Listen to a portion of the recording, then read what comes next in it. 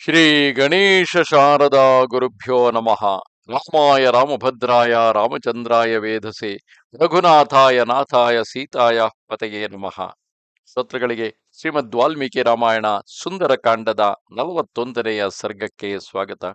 ಹಿಂದಿನ ಅಧ್ಯಾಯದಲ್ಲಿ ಸೀತೆಯನ್ನು ಕಂಡಂತಹ ಹನುಮಂತ ಆಕೆಗೆ ವಿಶ್ವಾಸ ಹುಟ್ಟಿಸಿ, ಆಕೆಗೆ ನಂಬಿಕೆಯನ್ನು ಹುಟ್ಟಿಸಿ, ಖಂಡಿತವಾಗಿಯೂ ಶ್ರೀರಾಮನು ಬಂದು ಆಕೆಯನ್ನು ಅಲ್ಲಿಂದ ಬಿಡುಗಡೆ ಮಾಡಿಸುವನು ಎಂಬ ಭರವಸೆಯನ್ನು ಆಕೆಯಲ್ಲಿ ಹುಟ್ಟಿಸಿ, ಆಕೆಯಿಂದ ಚೂಡಾಮಣಿಯನ್ನು ಪಡೆದವನಾಗಿ ಸಂದೇಶವನ್ನು, ಕಾಕಾಸುರನ ಕಥೆಯನ್ನು, ಅಂದರೆ ರಾಮ ಸೀತೆ ಇಬ್ಬರಿಗೇ ತಿಳಿದಿರುವಂತಹ ಕಾಕಾಸುರನ ಕಥೆಯನ್ನು ತಿಳಿದವನಾಗಿ ಅದೆಲ್ಲ ವಿಚಾರಗಳನ್ನು ರಾಮನಿಗೆ ತಾನು ಸೀತೆಯನ್ನು ಕಂಡಿರುವೆನು ಎಂಬ ನಂಬಿಕೆಯನ್ನು ಹುಟ್ಟಿಸುವುದಕ್ಕಾಗಿ ಪಡೆದು, ಇನ್ನೇನು ಹನುಮಂತನು ಹಿಂತಿರುಗಿ ಮತ್ತೆ ವಾನರರ ಬಳಿಗೆ, ಅಲ್ಲಿಂದ ಶ್ರೀರಾಮನ ಬಳಿಗೆ ಹೋಗಲು ಸಿದ್ಧನಾಗಿರುವನು.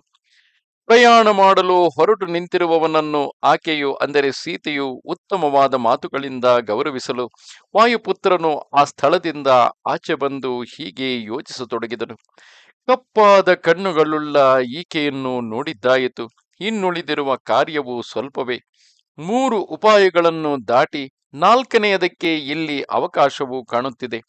ರಾಕ್ಷಸರಲ್ಲಿ ಸಾಮೋಪಾಯವು ಗುಣಪ್ರದಾಯಕವಾಗಿ ಒದಗುವುದಿಲ್ಲ.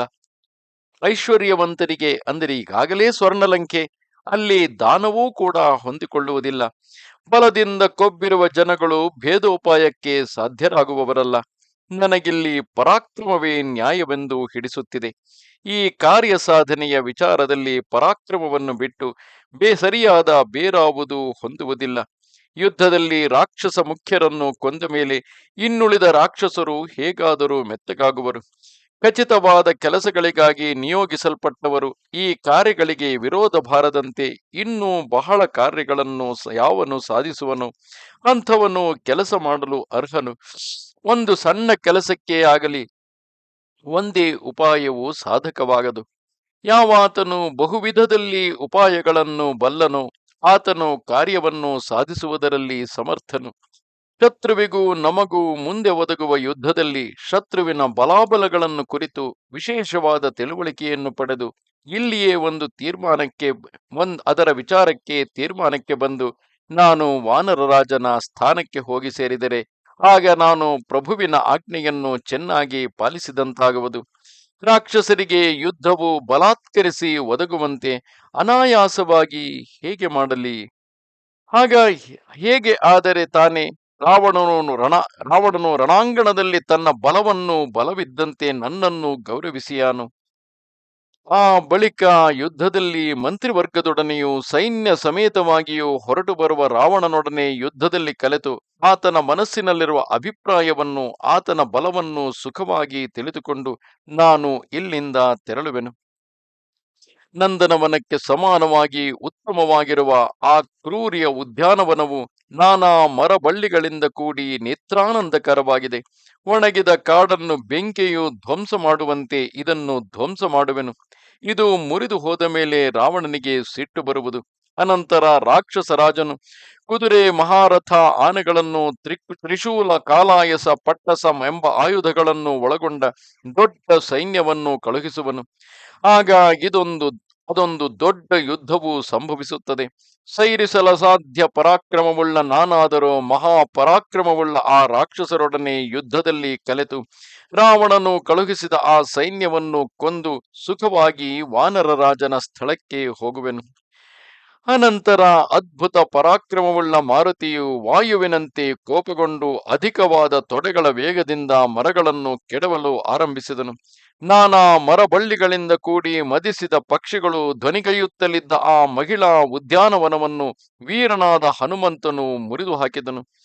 ಮುರಿದ ಮರಗಳಿಂದಲೂ, ಕಟ್ಟೆಯೊಡೆದ ಕೆರೆಗಳಿಂದಲೂ, ಪುಡಿ ಪುಡಿಯಾದ ಪರ್ವತ ಶಿಖರಗಳಿಂದಲೂ ಆ ವನವು ಆಗ ಅಂದಗೆಟ್ಟಿತು. ನಾನಾ ಪಕ್ಷಿಗಳು ಭಯಪಟ್ಟ ಧ್ವನಿಗಳಿಂದಲೂ, ಕಟ್ಟೆಯೊಡೆದ ಕೆರೆಗಳಿಂದಲೂ, ಬಾಡಿಹೋದ ಕೆಂಪು ಚಿಗುರುಗಳಿಂದಲೂ, ಬಾಡಿದ ಮರಬಳ್ಳಿಗಳಿಂದಲೂ ಕೂಡಿದ ಆ ವನವು ಕಾಡ್ಗೆಚ್ಚಿನಿಂದ ನಷ್ಟವಾದಂತೆ ಕಾಂತಿಹೀನವಾಯಿತು. ಆಶ್ರಯ ವೃಕ್ಷಗಳು ಮುರಿದು ಬಿದ್ದ ಆ ಬಳ್ಳಿಗಳು ಪುರುಷರನ್ನು ಕಳೆದುಕೊಂಡ ಸ್ತ್ರೀಯರಂತೆ ಕಾಣಲಾರಂಭಿಸಿದವು. ಆ ಮಹಾವನವು ನಾಶಗೊಂಡ ಲತಾಗ್ರಹಗಳಿಂದಲೂ ಸುಂದರ ಗ್ರಹಗಳಿಂದಲೂ ಹೊರಕ್ಕೆ ಅಟ್ಟಲ್ಪಟ್ಟ ಸರ್ಪಗಳಿಂದಲೂ ಕ್ರೂರ ಮೃಗಗಳಿಂದಲೂ ಕೆಡವಲ್ಪಟ್ಟ ಕಲ್ಮಂಟಪಗಳಿಂದಲೂ ಮನೆಗಳಿಂದಲೂ ತನ್ನ ರೂಪವನ್ನು ಕಳೆದುಕೊಂಡಿತು. ಅಶೋಕ ವೃಕ್ಷಗಳಿಗೆ ಹೆಣೆದಿದ್ದ ಲತೆಗಳಿಂದ ಕೂಡಿದ್ದ ಆ ವನ ಪ್ರದೇಶವು ಶೋಕಿಸುವ ಲತೆಗಳುಳ್ಳದ್ದಾಗಿ ಕಳೆಗುಂದಿತು. ರಾವಣನ ಸ್ತ್ರೀಯರಿಗೆ ಆಶ್ರಯವಾಗಿದ್ದ ಆ ಮಹಿಳಾ ವನವು ಕಪಿಯ ಬಲದ ದೆಸೆಯಿಂದ ಕಾಂತಿಗೊಂದಿತು. ಮಹಾನುಭಾವನು ಐಶ್ವರ್ಯವಂತನೂ ಆದ ಆ ರಾವಣನ ಮನಸ್ಸಿಗೆ ಅಧಿಕವಾದ ದುಃಖವನ್ನು ಉಂಟುಮಾಡಿ ಮಹಾಕಪಿಯಾದ ಹನುಮಂತನು ತಾನೊಬ್ಬನೇ ಮಹಾಬಲಾಢ್ಯರಾದ ಬಹುಮಂದಿಯೊಡನೆ ಯುದ್ಧ ಮಾಡಲಿಚ್ಛಿಸಿ ತೇಜಸ್ಸಿನಿಂದ ಬೆಳಗುತ್ತಾ ಹೊರಬಾಗಿಲಿನಲ್ಲಿ ಬಂದು ಕುಳಿತನು.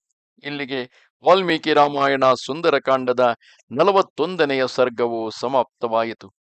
ನಮಸ್ತೆ ಶಾರದಾ ದೇವಿ ಕಾಶ್ಮೀರ ಪುರವಾಸಿನಿ ತ್ವಾಮಹಂ ಪ್ರಾರ್ಥಯೇ ನಿತ್ಯಂ ವಿದ್ಯಾದಾನಂಚ ದೇಹಿಮೆ. ನಮಸ್ಕಾರ.